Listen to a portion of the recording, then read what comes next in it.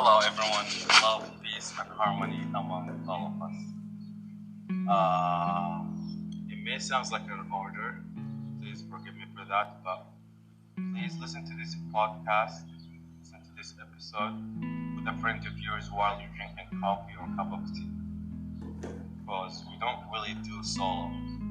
We're trying to increase the sense of community and sense of socializing. So our guest today here, what's your name? Angelia. Angela, how are you today?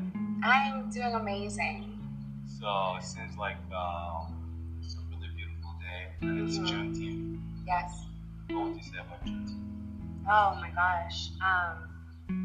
Juneteenth, I feel like it's definitely taken our country way too long to acknowledge the importance of this day. But I'm also not surprised by our country. But being half African American, Juneteenth is such a day for a celebration of liberation and culture and thinking about our ancestors and what they had to go through and where we are now. So what would you envision Juneteenth to be like? Seems like you're not too satisfied with it right now. So it seems you want it to be a little bit bigger than this. How would you envision that? It's hard to say because you mean like physical celebration wise? Yes. Well, I think because the city that we're in right now, Pittsburgh, because this is the only Juneteenth celebration that I've seen in person,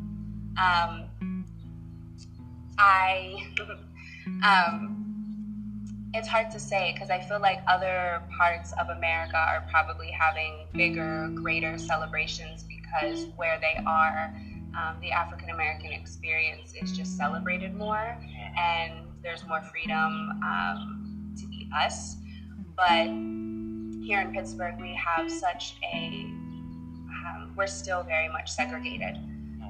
So it would be nice if, I don't know how everyone else feels about this, but I would love for Juneteenth celebrations here for everyone to go to them. I don't want to see just us, just Black people. I think, the same way that a wide variety of people, allies, celebrate Pride in June, that everyone who loves their fellow Black brothers and sisters need to be present, and it just needs to be one big party because a group of people are no longer in shackles, and that needs to be celebrated no matter what your ethnicity is. Yeah, that's extensive research. Seems like you think similarly to how everyone celebrates 4th of July and Pride. Everyone should also participate in celebrating Juneteenth. Yes, I feel like it's for us the same way Pride is for the LGBTQ plus community, the same way Italian Day is for Italians.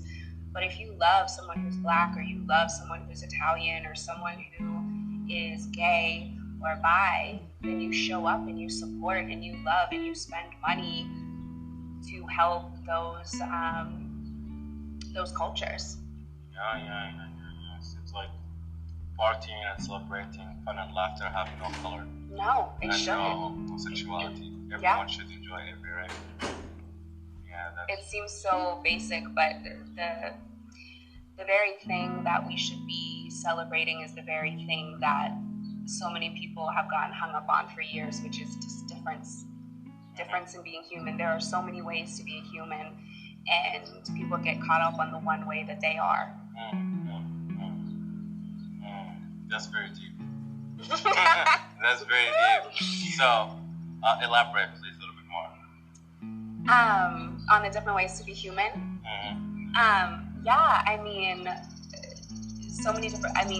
You can look at someone's culture, the way someone expresses themselves. We don't all need to dress the same. Just because you wouldn't do a particular thing or say a particular thing doesn't mean it's wrong.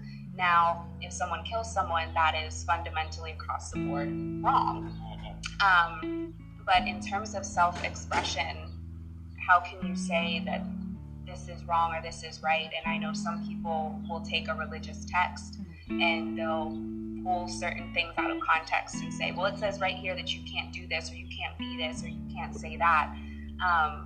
But I mean, that's a whole nother conversation. But, you know, it's just, I just don't think it's fair to put limitations on creation. And I feel like we are creation and we are artists, and there is, I just feel like it so goes against who we are to judge people for self-expression in this very short life. It seems like you're aware. You have trying to be. I'm trying to open my third eye. Yeah. So, is there books you read? No, I'm trying to become more of a reader. I think for so long I was reading self-help books, and then I got exhausted from like picking myself apart, and it's like, you know what? There's nothing wrong with me, you know, like I'm tired of trying to fix myself all the time. So then I started reading just books for fun. But that was like fulfilling for a moment. I just can't stay consistent with a book. But I do want to start reading, like I want to read like the Book of Enoch, certain books from the Bible that have been taken out purposefully. I want to read those because clearly some people don't want us to have that knowledge. And then I do want to get into some Buddhist teachings, and but for right now, no suggestions because I can't finish a book. Seems like, yeah. I'm trying. It seems like you're a little bit too spiritual. I am very spiritual. Yeah, there's one thing I learned from I have a Buddhist friend, and he says Namu Amida Butsu. Namu Amida Butsu. Like whenever you're like you cannot focus. Yeah. So you say these like Namu Amida Butsu, Namu Amida Butsu for like 30 times, 20 times, so you can distract yourself. Seems to be the idea. That's the best way I will put it. Like distract yourself, like deliberately distract yourself because you're already distracted. So when you distract yourself by yourself, you can guide your mind. Okay. Yeah, that's how I understood it. Oh, I love that. Yeah. Being in control of the distractions, you can bring yourself back. Exactly. Yeah. Okay. Isn't that funny? I accept that. Yeah. So, what do you normally like to do? Oh, I like to go to galleries. I like to go to museums. Lately, it's just been doing whatever makes me feel good in the moment. So that has been a lot of outdoorsy stuff. I like to bike ride. I like to go for walks. Also, this was a good picnic. Yes, perfect. Perfect picnic. Because you guys can't see us, we are right by the water in this beautiful park in the middle of our city. And we have our duck friends with us, and it's just been really nice. And tons of snacks. A variety of snacks. Pringles, coffee, cashews. I like to immerse myself in art and in nature, the outdoors. Like I said, I love biking. I like making playlists, music. And I'm in this season now where I'm learning to spend time with myself and enjoy my own company. So a lot of the stuff I do besides art galleries and openings and all of that, I just, I spend a lot of time with myself, and I put myself in environments that allow my creative juices to really flow. Yeah, it seems like you're an artist, huh? Yeah. You are an artist? Yeah, and for so long I would like hesitate, and a friend of mine is like, you're an artist, don't hesitate. You know, when people are like, are you an artist? I'm like, oh, well, and it's like, no, I'm an artist. I'm an artist, yes I am. Yeah, that's really awesome. Forgive me for saying that. You might be wrong, actually. I haven't read it anywhere, I just felt it. Okay. I think everyone is actually an artist. I was going to say that. Really? Awesome, we agreed with that. So what were you going to say first? About that? So, I mean, I don't know what everyone believes or what you believe, but I always say we were created to create. And I just feel like creation equals art. And so we are artists meant to create art. And I think people think that when you think of artist, you think of the obvious things. You think of a painter, you think of a musical artist, you think it's something that has to be so, kind of look at me and on a stage. But really just like, just the very essence of waking up and realizing that you can create your day. You're an artist, even if, and you have to kind of get out of this mindset of, well, I have to get up and go to this job. And it really is all about mindset. Every aspect of yourself can be art. Down to what you decide to put on your body, what you decide to cook for yourself and the way that you do it, the art of conversation. This is an art right now. The art of conversation. Conversation is only going to be as rich as what you're putting into it and what you're willing to receive. And so there's an art to everything, and I think that's why I like the Japanese culture, because everything is an art, down to how you pour tea, down to how you dress, down to, everything is like a sacred act. And I feel like because life is so short, walking down the street can just be really sacred. Yeah, you're very right. You mentioned the Japanese culture. Mm-hmm. They have the do, which is the way to do something. Yeah. The way to bow, the way to pour tea, the shadow, the judo, all of these. Yes. Martial art. All of it. It's an art. Yeah. The Japanese culture is a really good way to tap into, explain. And the culture. feng shui. I believe feng shui is Japanese, forgive me if I'm wrong, but the art of designing a space, like how a space flows, your environment, whether you know it or not, affects your mood. So a lot of people say that whatever you think in your mind, if your room is a mess, then your mind is probably a mess. Because it's an outward expression of what is going on in your mind. Just kind of your mind personified in the way of clothes everywhere. You can't find things that you need. It's not setting yourself up for success. It's chaos, right? Yeah, chaos. No, there's zero planning, zero steadiness. Yes, just not making the most of the day. Yeah. So what would be your morning routine like every day? My dream routine, or what it has been, because I'm working on it. But you know what? I'll say what it is, because I have been doing it on weekends. But waking up pretty early, like around 6. Okay, I'll say my dream routine. I do a little bit of this, but waking up around 6 and almost immediately going outside. I would like to have a little balcony off of my bedroom and immediately just go outside and just take a breath.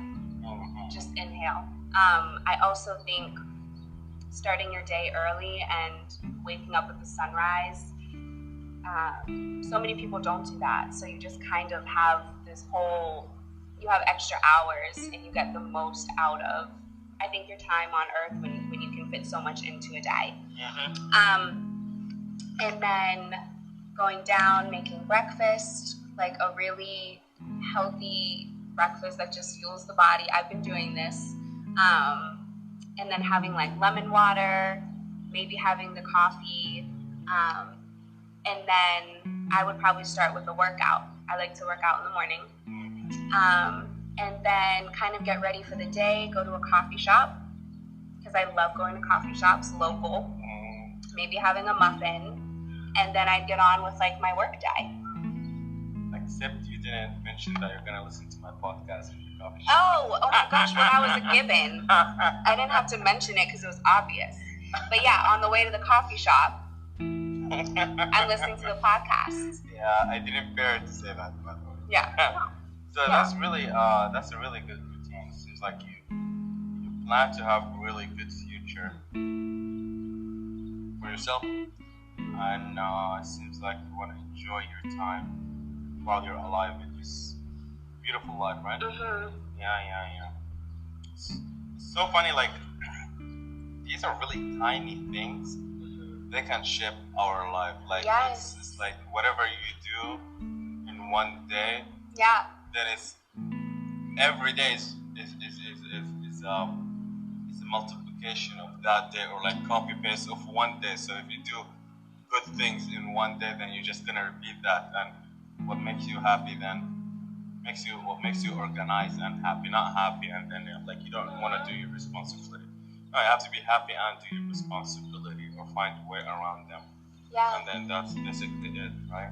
Yeah, I mean, life is a collection of days, and days are a collection of moments. And I think so many people, and I used to do this too, I think so many people think that whenever they wake up and they're 25 or they're 30 or 40, that their life is just kind of going to magically be a certain way.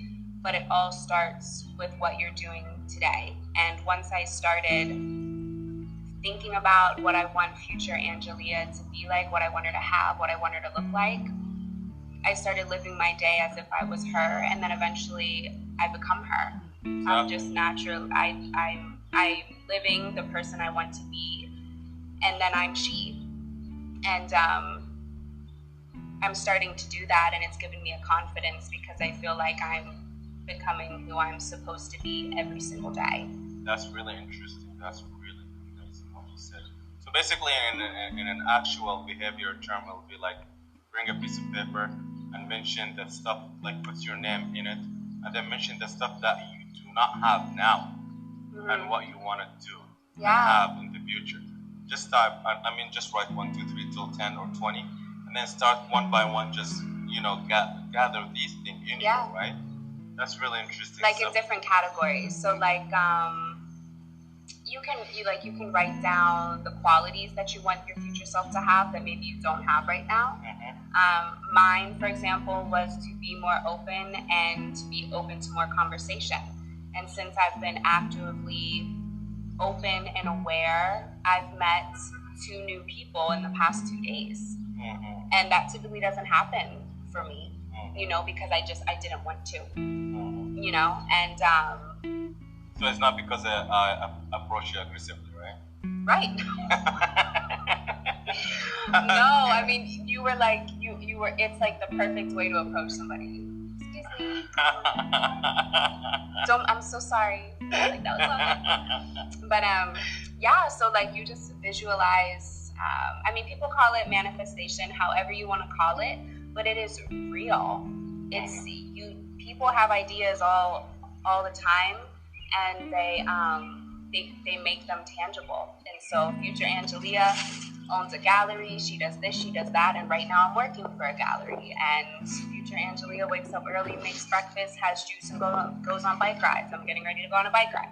Awesome. So I have my green juice this morning. So whatever you want to do, whatever you want to be, she is already, or he or they are already in you. And it's just becoming, the idea of becoming yourself throughout life. Oh, yeah, that's really interesting. If you were to write a book tomorrow, what would be the title of that book? Oh, that's such a great question.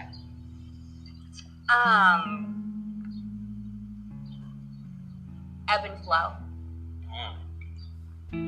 Ebb and flow.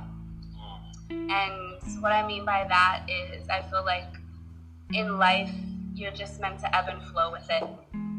And there are only so many things you can plan, but also planning can be so detrimental to what you should get out of life. And I think you should be fluid with life. You should flirt with life. You shouldn't take yourself too seriously in life. And to just learn to ebb and flow with whatever situation you're in and however you feel. Like if yesterday you wanted to be a lawyer, and then 2 months from now, even though you passed your test and everything, if you're like, this doesn't fulfill me, flow, because clearly it's not fulfilling your spirit anymore. Wow, you really courageous, huh? I To be don't. courageous to do that. Yeah. Isn't I it? guess you have to be. Yeah. No. What about you? What About- would be the title of your book? Oh, come on. No, I'm not ready, really. See, look, putting us all on the spot. I tried, guys. I tried. I came up with the name of the book the other day because I was preparing myself if somebody like you would ask me this. There you go. Except I forgot it. Yep. Oh, you forgot it? Come on. Come I on. need to do more preparation, right? Okay, well, next time, because I know somebody else is going to ask you. Really? Yeah. I'll give me a title so I can talk. You seem I wouldn't be upset if you said ebb and flow. Ebb and what? Ebb and flow. Oh, yeah. Because that idea really resonated. But I would say, like improve yourself. Like I would say, like, let's put it, like, I like math a little bit, so, like, 1%. Like, 1% growth. Or 1% Oh, up. okay. Or, like, 1% and, like, an arrow up. Because really, like, let's go back to the idea of days is multiplication of, moment and hours. But also each day is, 24 hours. So you're copying the same thing. So imagine you improve yourself each day only 1%. In 1 year, like in one task, let's say like you're playing music or so. So 1%. Each day 1%, that will make 35% per year, which is 35%. That's a lot. Yeah. From zero to that talent, whatever, or to that task, you can almost pretty much attack everything in life that you want. Yeah. If you do that strategy, and nothing can you can learn pretty much everything. Yeah. So there isn't anything that undoable. So maybe up. And the idea with 1% is I want people to like we like the sense of achievement. Yes. So 1% is really little, You kind of feel guilty if you don't do only 1%. Yeah, it's not satisfying ego. Number, right? Yeah. Yeah. So we have the ego. Now we put it in utilize it and put it in working for us, and then it gives the achieving, satisfying. So. And tomorrow you're looking forward to do that just a little bit, which is really, that's what it is. Like when we look at the sun, it's moving less than like 1% each moment, like really a little bit, but then that's what makes our day. Like 1% is really crazy. Like a water at heat 99 is just a water, where it's 100%, which is 1% now it's like boiling. Yeah. So 1 is actually huge. Yeah. Yeah. But added one, so that's what day is. I love that. Would you read my book? I would. Awesome. Because I'd be like, what the heck is this about? You're actually very interesting to talk to. I have a question Likewise. for you though. If I were to invite you to a coffee place, coffee time with YB, in a place 10 years from now, where would it be? Where would you envision us having coffee time with YB? I love that question.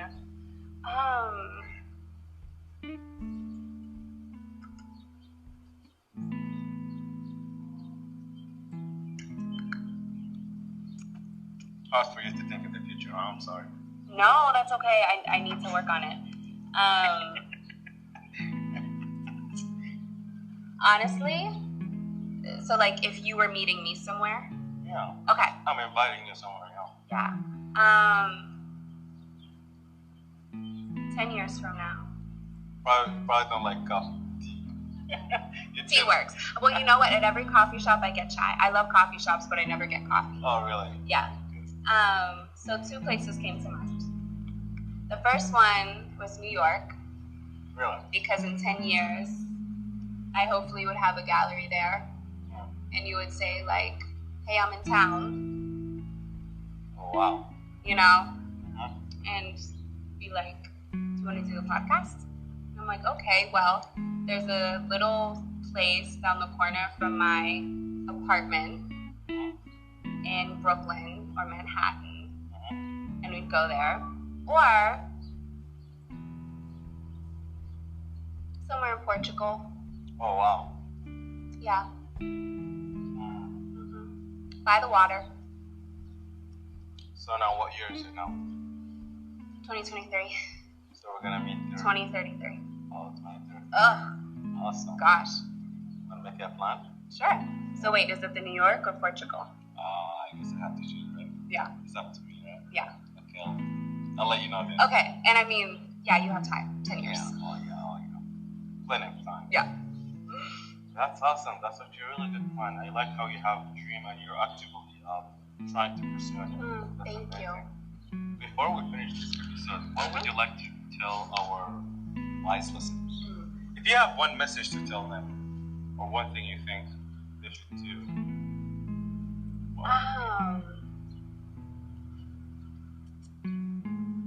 I would say don't let life happen to you. Create life. So, in other words, don't be a victim of your circumstance, your situation, your upbringing. Don't let anything in this life limit your potential. I don't even think anyone truly realizes how spectacular they are, or how spectacular you are. Oh, you're really powerful. Thank you. That's really powerful. Yeah. Thank you very much. You're welcome. Thank you. Thank you for your generosity with your time. I appreciate it. Yeah, thank you.